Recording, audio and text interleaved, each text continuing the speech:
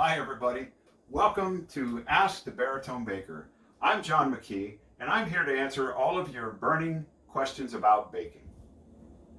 Hi John, we have a question about flour. What are the different types of flour? Well, there's four types of flour. There's cake, pastry, all-purpose, and bread flour. And the main difference between them is that the cake is at the lower end of the spectrum that has less proteins, and the bread is the higher end that has the most proteins.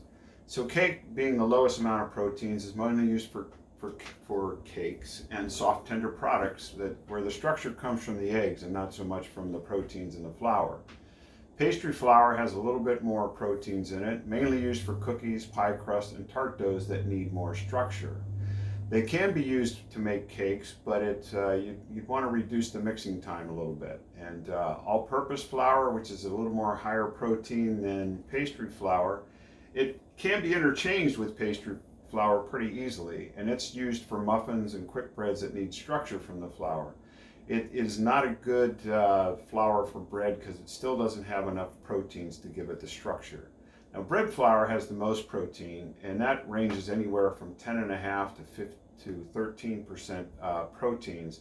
And the need in that, the reason it needs that protein is that it gives the bread structure. You get that chewiness and that softness from the bread, but that comes from the flour because there's really not a lot else in there to give it structure. So that's your basic flours.